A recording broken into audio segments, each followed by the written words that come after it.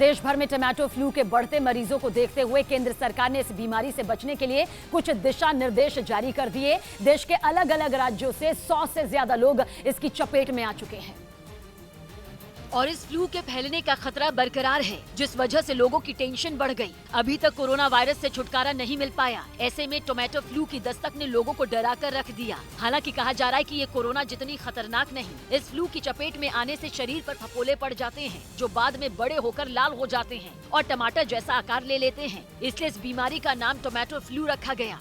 इसे फ्लू कहने के पीछे भी वजह है। इसे फ्लू इसलिए कहते हैं क्योंकि इस बीमारी के लक्षण फ्लू जैसे होते हैं, यानी कि टोमेटो फ्लू की चपेट में आने से तेज बुखार आ सकता है, उल्टी दस्त हो सकती है, गले में खराश और बदन दर्द की शिकायत भी हो सकती है। बच्चे को आइसोलेट कर लेना चाहिए 5 से 7 दिन तक। इन सभी के बीच सबसे ज्यादा चिंता की बात यह है कि इस फ्लू की चपेट में आमतौर पर 10 साल की उम्र से छोटे बच्चे आते दिख रहे हैं, जिनके लिए इन लक्षणों को झेलना अपने आप में एक बड़ी और बेहद चुनौतीपूर्ण माना जा रहा है। हालांकि इम्यूनिटी भी इसमें अहम भूमिका निभाती है।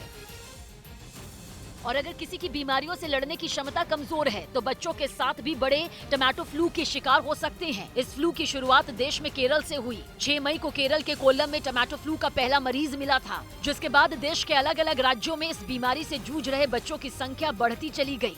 केरल के बाद तमिलनाडु, उड़ीसा और हरियाणा में भी बच्चों के भीतर टोमेटो फ्लू का लक्षण पाए जा रहे हैं। हालांकि डॉक्टरों के मुताबिक ये बीमारी जानलेवा नहीं, लेकिन अगर इसकी चपेट में कोई आ जाए तो केंद्र के दिशा निर्देशों के मुताबिक टोमेटो फ्लू से जूझ रहे मरीज को 1 हफ्ते के लिए आइसोलेट कर देना चाहिए और मरीज को इस बीमारी से बाहर निकालने की अच्छी मात्रा में फ्लूइड देना चाहिए, यानी पानी और जूस। क्योंकि शरीर में फफोले पड़ने से जलन हो सकती है, तो उन्हें खरोचने की बजाय गुनगुने पानी से शरीर पर स्पॉन्ज करना चाहिए और साथ ही साफ सफाई का भी खास ख्याल रखना बेहद जरूरी बताया गया है।